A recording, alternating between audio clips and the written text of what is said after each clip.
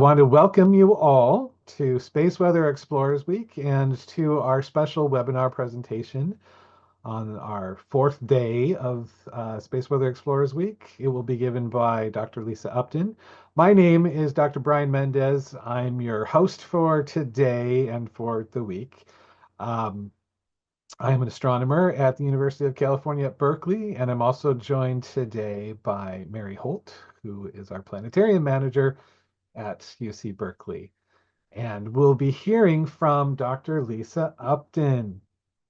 I see one question that I can answer right off the bat that's come through is wondering about whether or not a copy of the webinar will be available. Indeed, we are recording, and the webinar will go up on our website shortly thereafter. I will probably have to make a little bit of edits before we publish it.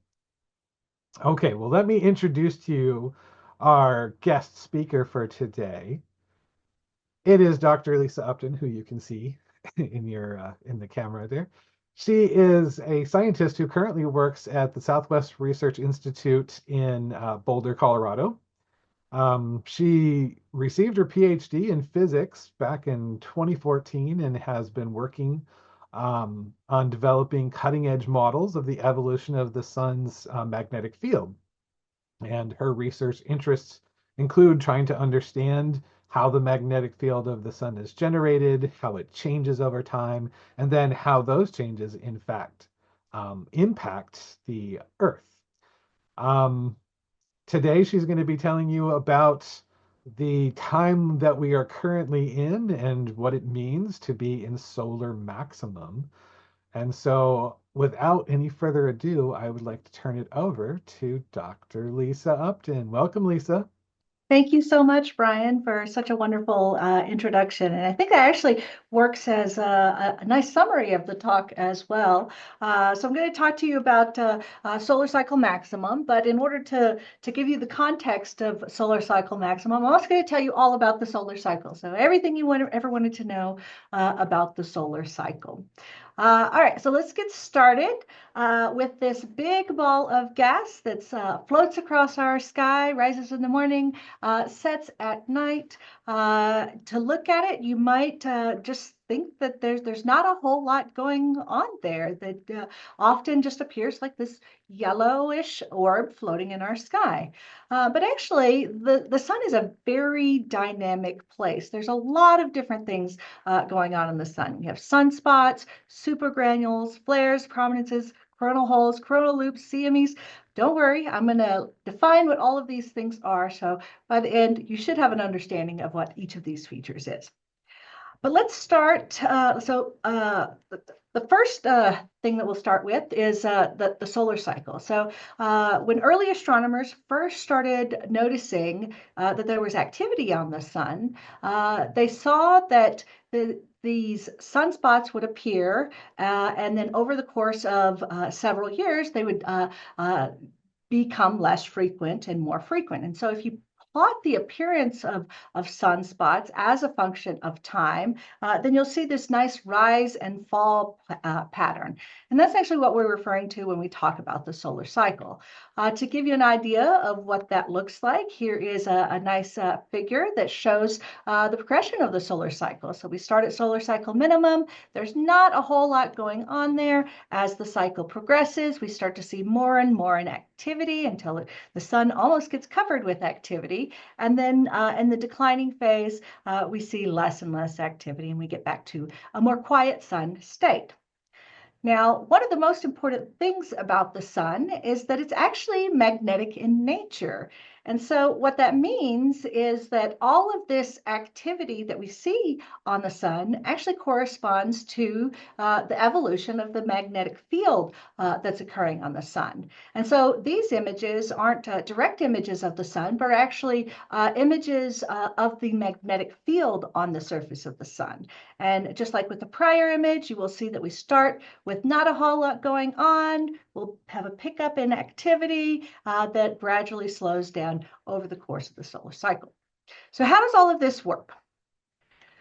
So let's talk about sunspots, an active region. So sunspots are these cool, dark regions that appear on the surface of the sun. As I just mentioned, these are a magnetic phenomena. And so what a sunspot actually is a place where the magnetic field inside the sun pokes through the surface of the sun and goes back in. And so it forms a loop type structure where it goes in and then comes back in. Now, typically, these sunspots occur in groups of sunspots or active regions. They have a leading polarity where the magnetic field emerges through the surface, and a corresponding following polarity where it submerges, goes back into the interior. And typically, sunspots have a characteristic tilt where the leading polarity is closer to the equator than the following polarity. Another interesting aspect of these sunspots or active regions is that the orientation of that polarity changes from one hemisphere to the other. So in the north, you'll have the leading polarity might be positive and the following polarity might be negative. And then that orientation will reverse from one cycle to the next. So if one cycle started with a leading polarity, a positive leading polarity in the north, the next cycle it would tend to have a negative leading polarity in the north. These properties are called Joy's law of tilt and Hale's polarity law. Let's talk about some other things, some phenomena that occur on the sun. All of these phenomena that I'm going to describe to you are things that also come and go with this solar activity cycle. Sunspots seem to be almost like a way of measuring the activity on the sun. And all of these other phenomena that we're talking about are going to rise and fall with frequency just as the appearance of the sunspots does. So one of the most ubiquitous features of the solar of the sun's activity is this constant stream or of plasma that is being pushed off of the atmosphere of the sun. It's called the solar wind, and so it's this constant flux of plasma that's being produced in the sun's atmosphere, and it's being pushed radially outward. Now, the sun has two different types of wind speeds. There's a slow solar wind, and then there's a fast solar wind. We typically see the fast solar wind up at the high latitudes around the poles, and the slow solar wind occurs typically more towards the equator. Now, as these slow and fast speed solar winds occur, they send that plasma out into the heliosphere, into the area surrounding the sun. And since the sun rotates as it moves, it kind of acts like a person who might be spinning with a water hose. And if you spin with a water hose, you're going to see that you're developing kind of like a curvature to the trail of water that comes out. And the same thing happens with the sun's high and the fast and slow speed wind. And that's what we're seeing here in this image. This is an image showing that the sun's rotating, and we're having changes between fast and slow solar wind that's occurring at the equator. These fluctuations between high and low speed streams interact with one another, and as they alternate and pass through the Earth, these variations can interact with the Earth's magnetic fields and produce small geomagnetic storms. And these are what tend to cause the constant aurora that are seen at the highest latitude over the poles, up above Canada, up above Alaska, at the very highest latitude, this constant evolution changing between this slow and fast slower wind will create kind of a low-level solar storm. Another feature that we see on the sun is these magnetic fields that I talked about emerging through the surface and then going back down into the surface, submerging into the surface again. As I mentioned, they form these loops or arcs. And these loops or arcs of magnetic field of magnetic field are filled with plasma. And that plasma is heated as it moves through these arcs, and it causes them to glow and create these phenomena known as coronal loops. And so these coronal loops are basically structures that appear in the atmosphere that have foot points where that magnetic field is emerging and submerging into the surface of the sun. Coronal loops can last for days or weeks, but they tend to change pretty rapidly. So there's constantly evolving and interacting with the surrounding plasma.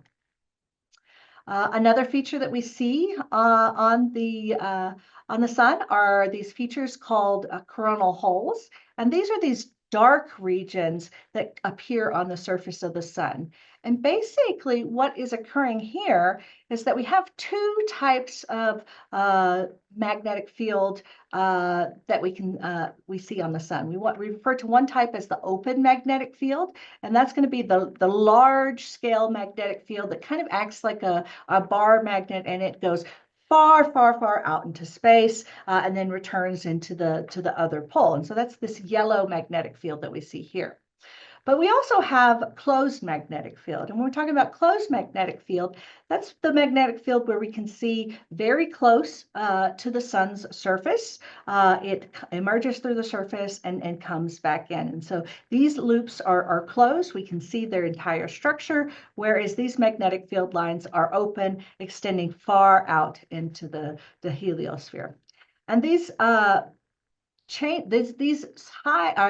open and closed magnetic fields also map out the location of the coronal holes. They actually determine where the magnetic field is causing high and slow speed solar wind that I mentioned earlier. So where the magnetic field is closed, it kind of acts to inhibit that outward flow of the solar wind in these closed regions.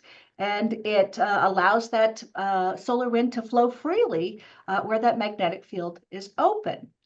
That open or closed property also corresponds to how much heat can be transported through that atmosphere. And so what's happening where you have these open field lines, it's kind of inhibiting the heat transport, and that's causing the plasma to be darker. And so that's why these locations seem much darker than the surrounding plasma, because those open magnetic field lines cause the surface to not be quite as hot as where these closed magnetic field lines are.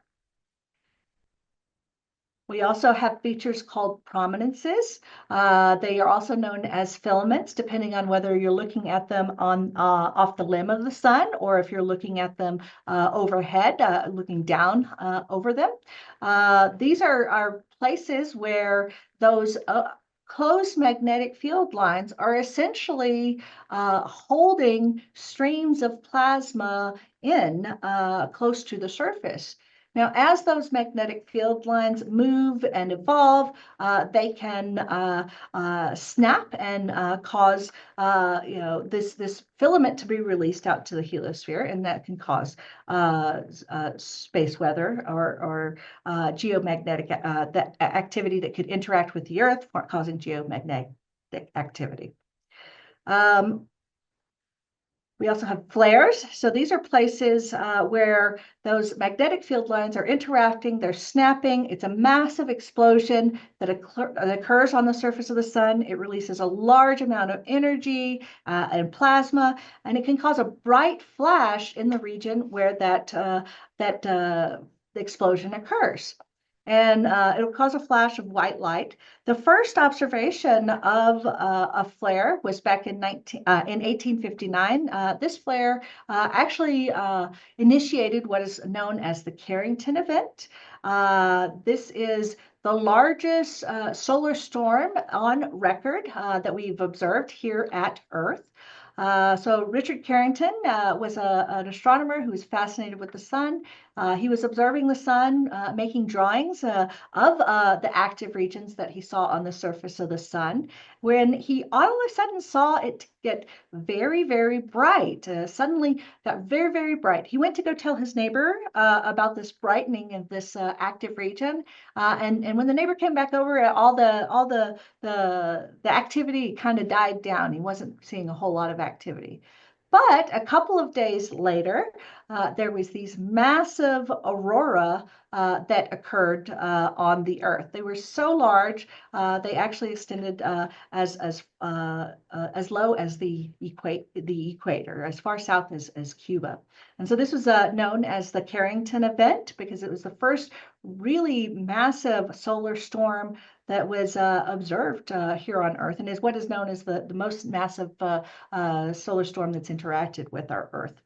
So what happened is that snap or that explosion that Carrington saw actually initiated something called a coronal mass ejection. And so when that snap or that explosion occurred, it caused the magnetic field that was holding all of this energy and this plasma in to break and sent it out into the solar atmosphere and out into our heliosphere. And so this image here depicts a massive coronal mass ejection, something very, very large coronal mass ejection coming off of the sun. And you can see that these things are actually very, very large. You get a large amount of plasma and energy that's being sent out into space. And to give you a little bit of perspective of just how massive these coronal mass ejections are, how large they are, I'm going to show you what Earth looks like. So this little dot right over here is about the size of Earth. And so you can just imagine that these things are just incredibly large places of magnetic field and plasma and energy that's being basically sent out from the sun. And so when these things interact, if they happen to be these solar storms, these CMEs happen to be coming towards the Earth, they'll interact with the Earth's magnetic field and cause a solar storm, a geomagnetic storm here on Earth. And so that's what will actually produce these aurora that we see. So those charged particles, all that energy and mass, as it washes across the Earth, the Earth's magnetic field acts as a protective shield, and it actually ends up funneling that plasma and energy into the Earth's poles. Now, when we have a small amount of energy and plasma from the sun, for instance, from this high and low speed solar wind interaction, you'll get very, very small aurora. They form what's called an aurora oval or a circle around the poles where that plasma is being sent into the Earth's atmosphere by the Earth's protective magnetic field. But when a magnetic storm gets very, very, very large, it can actually interact with the Earth's magnetic field, and it kind of weakens the Earth's magnetic field, and it allows that aurora to extend to much lower latitudes. And so this is how that Carrington event, that white light flare that produced a massive CME, and a very powerful geomagnetic storm, was able to create aurora that was visible as far south as Cuba and Hawaii. And when these massive solar storms, or large solar storms occurs, it can bombard the Earth with these intense solar winds that can damage satellites, it can disrupt communication, it can destroy power grids, in addition to causing these beautiful aurora phenomena. And so this can be very costly. You know, if it hits the Earth, it can cause trillions of dollars worth of damage in a very extreme case. It can cause power outages that last for weeks. In I think '89, there was a geomagnetic storm that disrupted the power in Quebec. I think it was middle of winter, and they were out of power for several days because of the disruption to the power grid. And if you were around paying attention last year, you may have even had the opportunity to see some beautiful aurora last May. We had a very large geomagnetic storm. It wasn't anywhere near as large as the Carrington event, but it was still a very strong geomagnetic storm. And that caused the aurora to get pushed farther closer to the equator. And so we were seeing it pretty much all across the United States. If you happen to be out and looking at the sky in those days, you might have gotten a glimpse of these aurora that you don't typically get to see. Now, all of this activity, as I mentioned, varies with the solar cycle, with the solar activity cycle. And in order to understand the solar activity cycle, I want to give you a bit of an understanding of the structure of the sun. So we're going to start in the interior. This is where the core is. The core of the sun is a place where there's nuclear fusion going on. This creates all of this energy that lights up the sun and creates all of these phenomena that I just described. The first region right outside of the core is called the radiative zone. And so it's all of that heat and energy is being transmitted directly radially outward very directly. Now, above the radiative zone, the upper 1/3 of the sun's interior is called the convection zone.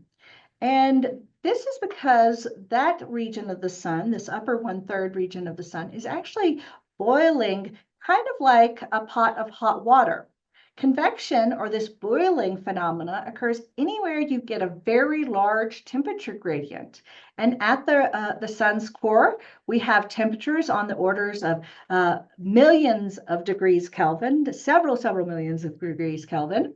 And then at the Earth's surface, you're only about 6,000 degree Kelvin. And so this large temperature gradient causes this outer 1/3 of the sun to boil like a pot of hot water. The plasma is just boiling.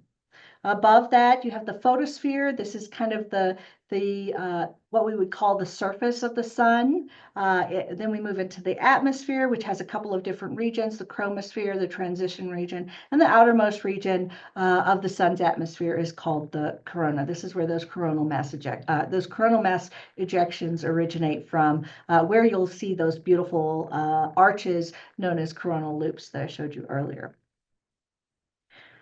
So if we look back, since we've been really observing the sunspots and since the early astronomers began counting the sunspots, we can see this rise and fall in activity occurring where the sunspots will begin to emerge and they will become much more active, covering most of the latitudes of the sun, and then they'll start to decay. And if you plot this activity on the sun, if you average it and plot it as a function of time, so these are showing those strong magnetic fields as a function of time, we create what is known as a magnetic butterfly diagram. And basically, this is mapping out where that activity is occurring on the sun. And we see at the start of the cycle, this activity tends to happen at the high latitude. So this equator is this 0 line that we have right at the middle. And so the sunspots, or active regions, they initially start occurring at higher latitudes. But as that solar cycle progresses, as the activity ramps up, you'll see activity coming closer and closer to the equator until the cycle starts to decline again. And then at the end of the cycle is about when that activity kind of collides at the equator. And so then you see the activity fall off, and then the next cycle happens. So you end up getting these bands of activity on either side of the equator that drift towards the equator as the cycle progresses. And then these cycles tend to overlap by 2 to 3 years. And so when we talk about solar cycle minimum, or we talk about solar cycle maximum, maximum is very easy to define because you can just look at where is the peak in activity. It's very easy to say, okay, well, this is the largest amount of activity that we had this month, so this is going to be our solar cycle maximum. But it's a little bit more difficult decide when is solar minimum, because you have this overlap between the two cycles. It's actually the one cycle interacting with the next cycle, and that interaction is where that minimum occurs. So in order to understand this process, how this solar cycle happens, what causes it to happen, there's a scientist back in 1961 called Babcock who created a phenomenological model to explain the sunspot cycle. And what that means is he looks at the phenomena that is observed on the sun and tries to understand how that process could be a marker for what's going on in the sun, how that process could help explain the solar activity cycle. And so this diagram on the right is basically how that process works. Now, there's a lot going on in this figure.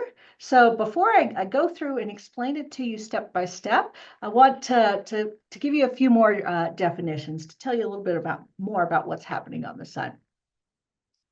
So, we talked about the magnetic butterfly diagram, or where we saw the active regions occurring at the mid latitudes, moving towards the equator.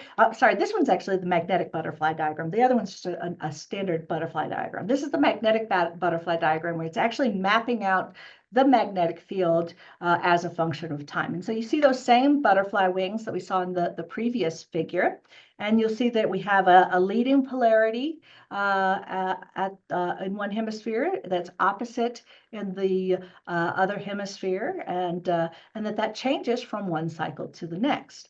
And so you'll have each solar cycle representing one of these butterfly wings.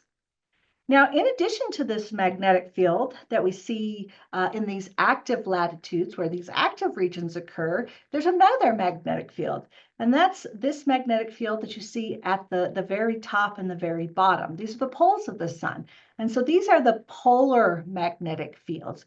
And we see that magnetic field, instead of changing with the solar cycle like the active regions do, the magnetic field in the polar regions actually changes at solar cycle maximum. And so right now we're in solar cycle maximum phase, and we've just had a reversal of the sun's polar magnetic fields.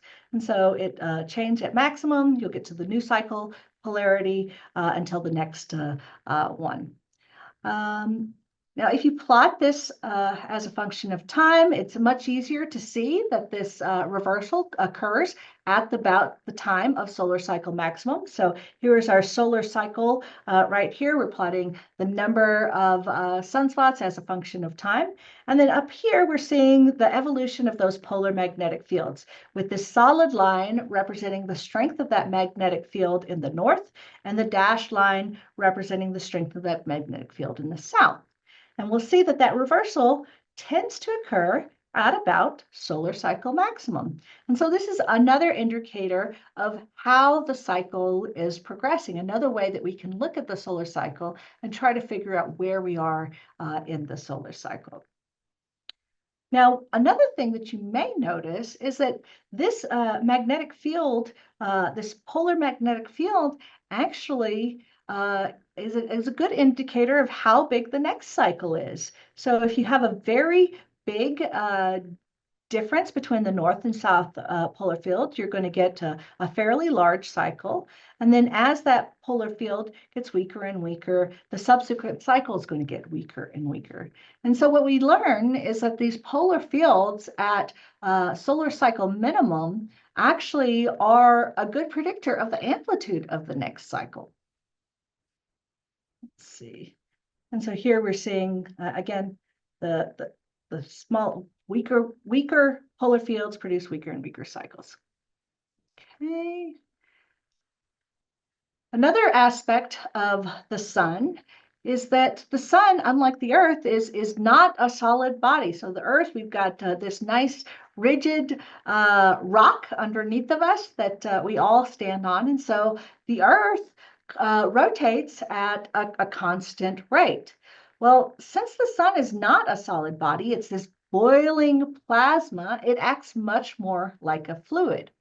And when you combine that fluid with a differential rotation, with the rotation, you'll actually get what's known as a differential rotation, where the plasma at the low latitudes at the equator doesn't rotate at the same speed as the high latitudes. And so at the equator, it takes 25 days for the plasma to go completely around the sun. At the highest latitudes, it does this in more like 30 or 35 days. So it's much faster at these higher latitudes, or excuse me, it's much faster at these lower latitudes than it is at this higher latitude. And so this is what we call the differential rotation. And so you'll plot it as a function of latitude. We've got latitude here at the bottom. You've got a very fast flowing east-west flow at the equator and a very slow east-west flow at those higher latitudes. Now, in addition to this east-west flow, there's also a north-south flow. This is called the meridional flow. And this is a poleward flow at the surface. So instead of going east-west, this flow originates near the equator and it pushes the plasma towards the higher latitudes. This flow is much weaker than the differential rotation. The differential rotation has a relative velocity of about 200 to 250 meters per second, where the meridional flow is only about 10 to 20 meters per second, so much, much, much slower. We expect that it's going to have an equatorward flow at some depth, and there could possibly be countercells. There could be cells at the highest latitudes that maybe actually look like they're moving closer to the equator rather than away from the equator. So in addition to the differential rotation, the systematic east-west flow and the systematic north-south flow, we also have the convective flow. So this is that boiling of the plasma that I mentioned earlier that occurs because of this large temperature gradient in the sun. And this is because this is the most effective way for it to transport that heat, to get all of that heat that's in the interior of the sun out of the sun and come to equilibrium at the surface of the sun. The magnetic field that is on the sun actually gets torn apart and shredded by this turbulent magnetic field, and it causes that magnetic field to be transported to the edges of these convective flows.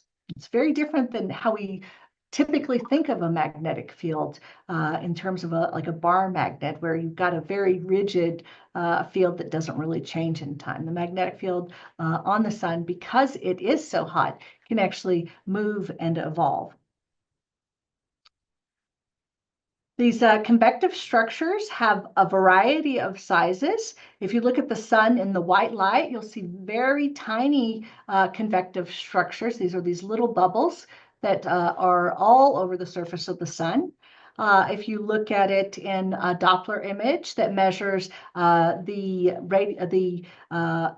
velocity towards or away from you, you'll see that you get larger structures known as supergranules.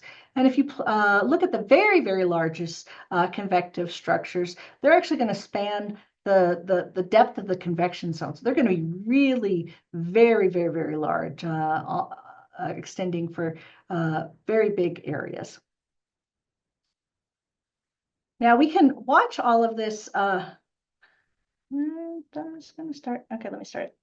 Okay, we can watch, if we watch the surface of the sun in the magnetic images, then we can actually see all of these processes emerging. We have an active region here at the surface with the leading polarity. This is a positive polarity coming out of the surface, and a following polarity, a negative polarity going back into the surface.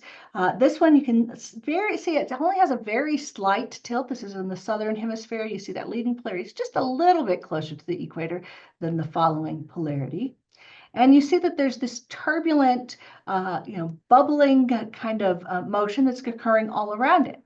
Well, as I mentioned, this turbulent motion, this rise and fall and shuffling around, shreds this magnetic field off of the sunspot, and it disperses it into the surrounding plasma, into the boundaries of those supergranules that I just mentioned. And so you'll get a mix of magnetic field covering the entire surface. And you see that this magnetic field is actually moving a lot like grains of rice in a pot of boiling water. You can just move it around where the plasma flow goes.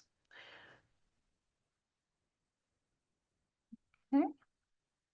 So now let's go back to this Babcock dynamo model that I mentioned earlier, that this phenomenological idea to help explain how the solar cycle works.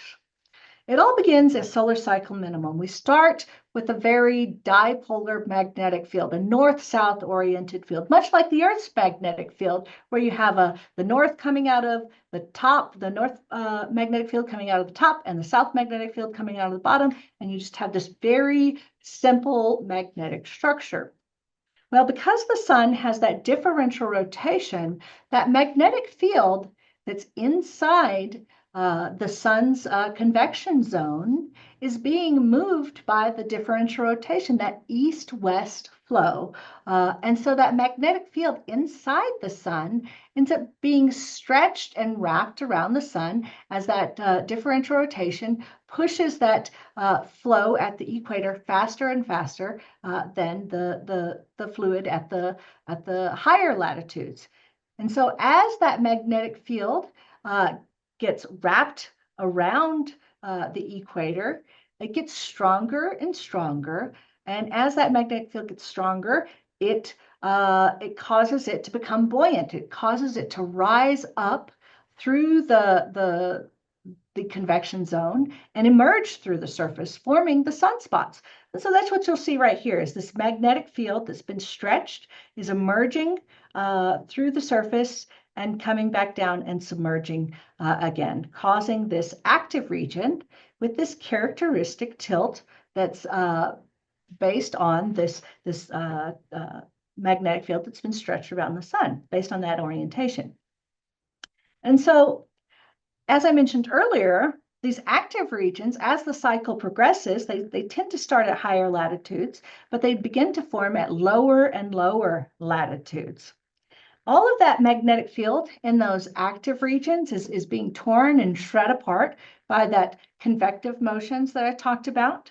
But because there's this systematic tilt where the leading polarity is a little bit closer to the equator than the following polarity, you get a little bit more of the leading polarity moving towards the equator than you get moving at the higher latitudes. And so that excess following polarity turns out is the opposite sign of that original magnetic field that was coming out of the sun's poles. And so what happens is that following polarity that's left over ends up migrating to the sun's poles, where it starts canceling that magnetic field at the poles and becomes weaker and weaker. Whereas that polarity that was closer to the equator ends up canceling at the equator. And so what happens is that polar magnetic field that you start with will eventually decay away. And as more and more of that following polarity flux migrates to the poles, it starts building up a new polar magnetic field that's the opposite polarity of that initial magnetic field. And so this is why that reversal of the magnetic fields occurs at about the time of cycle maximum, where we are now. And so we've just had that, and we're currently in the process of building up the sun's currently in the process of building up the new polar magnetic fields. And so as that happens, that polar magnetic field gets weaker, gets stronger and stronger. Active regions, the active region belts start to interact with one another at the equator. They get weaker and weaker, and then the active regions just slowly become less frequent until the cycle ends. And then you come back around to the beginning again. But this time, your orientation of your magnetic field is going to be in the opposite sense of what you started with. So instead of having a positive in the north and a negative in the south, you're going to have a negative in the north and a positive in the south. And so that's how this solar cycle process essentially works. Now, as I mentioned earlier, that strength of that magnetic field is a good indicator for the strength of the next cycle. And so most solar physicists agree that if we look at the strength of that magnetic field, we can get a good estimate for what the cycle will look like. Now, we did this at the last solar cycle minimum. We looked at how strong that magnetic field was, and we said, well, solar cycle 25, the polar magnetic fields are pretty weak. They're down here. So we think that solar cycle 25 is going to be on the smaller end of the spectrum. We're not going to get a massive cycle. We made these predictions back in about 2019. And so right now, we're in the midst of solar cycle 25. So let's take a look at where we are with the solar cycle 25. So this is the progress of solar cycle 25. It began in January 2020, right here. We've seen a steady increase in activity over the last several years. And lots and lots of activity over the last year or two. When we had that geomagnetic storm last year, we're having lots of activity occurring on the sun. But this activity fluctuates. You've got a lot of variability across it. And so it's a little bit hard to say for sure where exactly are we. We know that we're about the time of solar cycle maximum, but are we done yet? Is there more activity to occur, or is it going to slowly fall off? Now we know that we've reached solar cycle minimum, so that's we've reached the polar fields have started reversing, so we know that we're pretty close, and it does look like we're starting to have a decline in the solar cycle. So we may have the worst of it behind us, but we need to keep watching the sun to say for sure. To give you a little bit more context and as far as how did we do with our predictions. This cycle right here was solar cycle 24. This was the cycle that we had prior to this one. This was one of the weakest cycles that we have on record, one of the very smallest cycles. So this is what you would consider a small cycle. Cycle 22 back here was a very large cycle. This is what we consider a big cycle. Cycle 23 right here is kind of like that Goldilocks solar cycle. Is right there in the middle. Not too big, not too small. If you averaged all of the cycles and looked at how big would an average cycle be, this is going to be what you have for an average cycle, something that has strength about here. And so we can see that solar cycle 25 is starting to climb. We're at the maximum phase. It looks like we probably have passed the peak in that cycle. And it looks like we're certainly bigger than cycle 24, but we're not going to get even close to a medium cycle, this like cycle 23. So we're pretty confident that we got that prediction pretty good. We did pretty well. It was bigger than cycle 24, but it's still a relatively small cycle. Certainly nowhere close to what we consider a large cycle. Now, as I mentioned, there's all this fluctuations that occur in the solar cycle. And so, right now we're trying to figure out, well, are we past the maximum? Are we starting the declining phase? Is it all downhill from now? Or are we going to have another spike in activity? You see that often, if we look at the variability, you'll see that sometimes these solar cycles, they're not actually smooth curves like this. There's all this variability. Oftentimes, you can get these double peaks, and sometimes you can even get triple peaks. And so one question that we have is, are we going to have, something like cycle 23 where we have these two clear peaks? So we have one here and one here, or are we going to have something different? And so if we look at the past, we see cycle 24, it was very clearly had two peaks. And so maybe, this week, cycle 25 will be similar to cycle 24. Maybe this is our first peak and this is our second peak and now we're done. But maybe not. You see that this second peak is pretty extreme, and it really corresponds with like the peak of the cycle. It looks like it's going to be right there at the maximum, the peak of the maximum. And so when this happens, contrary to cycle 24, where we have these two spikes, but they seem to kind of occur on either side of this smooth curve. So you got one kind of at the beginning and one kind of at the end.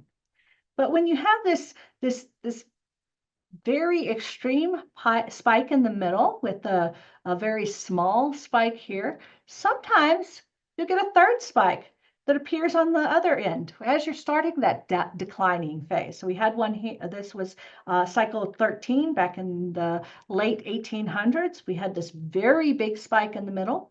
It was preceded by a smaller spike, and then it was followed by another smaller spike. And so we might imagine that as we're declining here, and I wish I'd updated this to match the previous plot so that you could see that it's possible that we might actually have another spike in our future. So it might not all be downhill from here in this declining phase. We might see another spike in activity, which could be exciting because that might mean that here in the next couple of months, we might have another increase in activity that could potentially cause some more extreme space weather. And actually, in the declining phase of the cycle, when you're here at the end of the cycle, you're starting to come down, we actually tend to get even more activity or solar storm eruptions in the declining phase.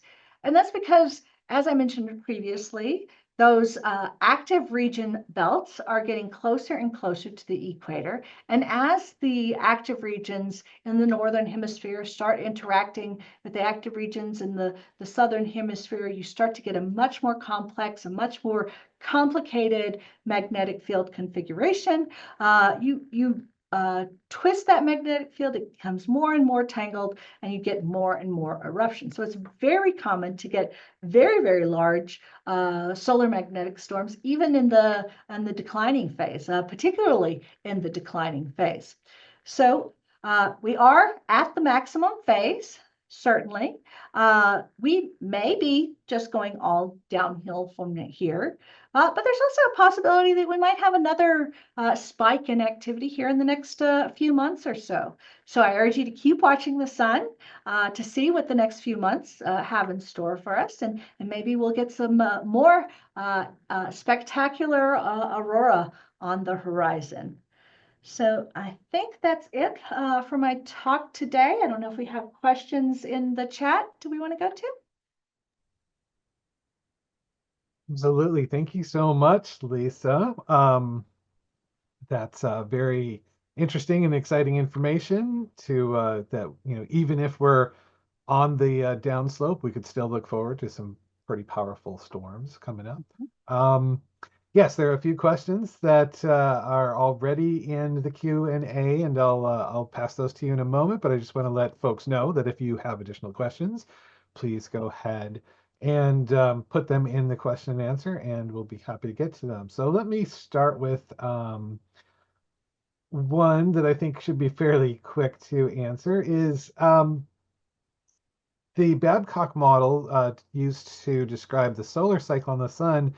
Is that applicable to other stars? Absolutely, but it depends on what kind of star it is. We have stars that are very sun-like, that are about the same size and mass of the sun, and so that means that those stars have a structure that's very similar to the sun structure, where you have a core, you have a radiative zone, and then the outer envelope of that star is a convective zone. Now, when you have that kind of configuration, you have the perfect storm, you have the ability to build up this dynamo process that causes this regular solar cycle that we observe on the sun. Now, there's much smaller stars. If you get to an M dwarf star, it's going to have a different configuration in the interior. And if you get to a very large star, it's going to have a very different configuration as well. And so the relative ratio of the core to the radio zone to the convective zone is going to be different for these different types of stars. So you can get stars that have like a very thin, tiny, like maybe barely even there at all, convective zone, in which case it's a lot harder for this dynamo process to operate. And so you probably won't get a cyclic thing like this. Or as you get larger and larger, you might get to the point where you have a convective zone that's, stretching through most of the interior. And as you get even larger, you can get to the point where you have another set of layers between the interior and the surface. And so that relative configuration based on the size of the star is going to determine whether or not you're the kind of star that's going to be able to produce a solar activity cycle or stellar activity cycle. Great question. Thank you so much, Lisa. So another question is about the storms themselves. And, I think you were starting to kind of get at a little bit of this, but like, do we understand how those storms actually erupt? Like, what triggers a storm? Yeah. There is. We have a rough understanding of how that process works, and the basis of it is this boiling convection motion. As I mentioned, the magnetic field on the sun, because this plasma is so hot, the magnetic field can actually be torn and shred apart and shuffled around on the surface of the sun, just like the rice that I mentioned, just boiling and moving around. Now, when that happens, the magnetic field becomes more twisted, it becomes more entangled. And if you think about something like a rubber band, the more twisted and more tangled it gets, the more energy that you're putting into that rubber band. And if you keep twisting and tangling that rubber band, eventually it's going to get to the point where it's no longer able to hold all of that energy. And it's going to snap, right? And it's going to, hit your friend in the face, or might snap back on you and you get a good pinch, right? But the same thing happens with these active regions, these large loops down at the bottom where the foot points are in the surface, moving into the surface of the sun or emerging from the surface of the sun. You're getting this tangling of this magnetic field that's getting much more complicated. It's twisting and turning and getting all tangled up. And energy is this kinetic energy, this energy of motion, is getting stored as potential energy into these magnetic field configurations until that magnetic field is no longer able to hold all of that energy, and it snaps that magnetic field, causing that magnetic field to erupt and send plasma out into space. Wow, it's a pretty wild process. Yeah. We just got an interesting question that I think will be a nice little change up here, and I think it's a good one. The question is, so if the sun is a fluid, how does it make a ball shape? Okay. This is a great question. Okay, so we have to be careful when we talk about states of matter. We think of solid, liquid, gas. These are the normal states of matter that we're familiar with on a day-to-day basis. And it's really easy for us to conceptually understand how these things work. A solid is very rigid, it's not very mobile. If you push into it, push into your table, you're not going to be able to it's not going to be able to move anywhere. A liquid is very dynamic. It's a fluid that moves, that flows, and can get easily through gaps. And if you put your finger in it, it's going to you can easily submerge your hand into the water or to the fluid. And then a gas, that's like our atmosphere, right? So a gaseous material is where that energy or those atoms are more and more spread out. And so we interact with them even less than we do with a liquid, which we interact with less than we interact with a solid.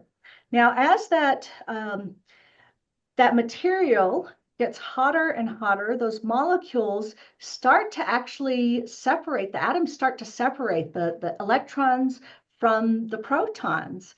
And when that happens, when you get enough heat to be able to separate those electrons from the protons, those they're able to actually move independently from one another. So typically when an atom is held into place, your electrons and your protons are all in place, they're all going to move together. And so that's what can create a solid, a liquid, a gas. But if you get hot enough, you'll actually separate the protons from the electrons, and they can move independently from one another. And that's what we're actually calling a plasma. And that plasma uh, can act like a fluid, but it is technically a different state of matter. And so we can treat it like a fluid in terms of, when we describe these motions. I'm sorry, I kind of went on a tangent. Remind me again, what was the question again? Well, how do we get that ball shape?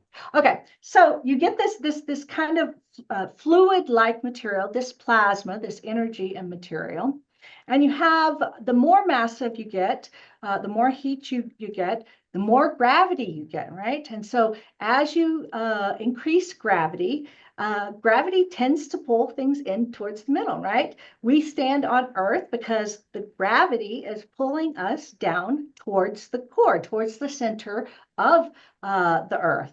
And and then it's the same thing that's happening on the sun. That plasma that's on the surface of the sun is being pulled to the center.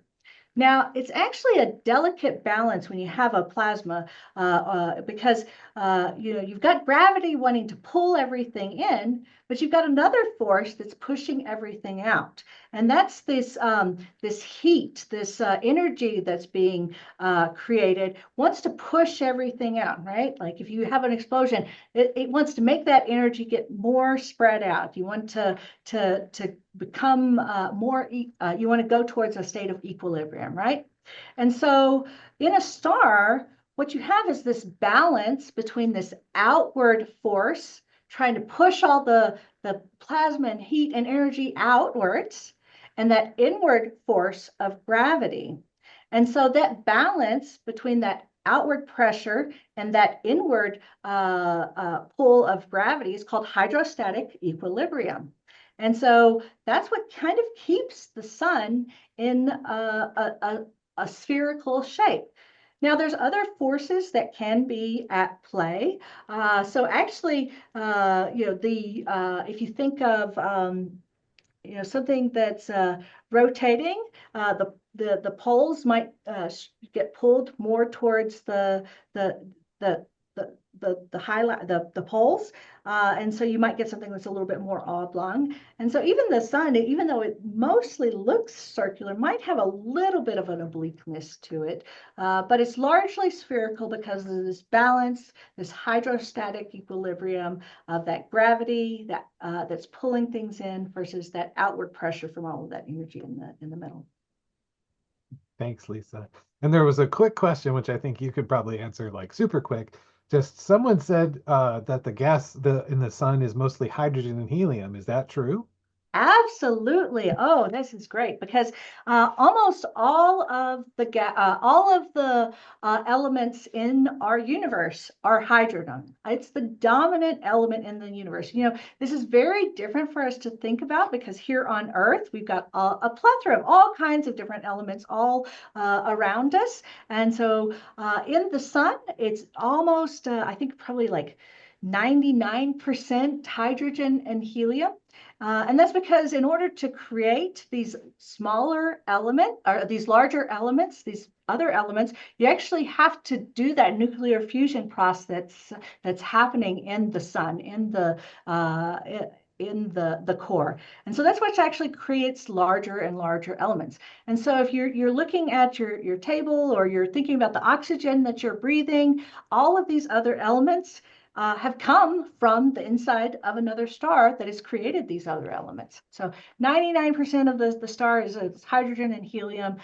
These other elements make up a tiny, tiny, tiny fraction. Thanks. And I know we're at the top of the hour, and so I want to, if people need to go, I want to thank you so much.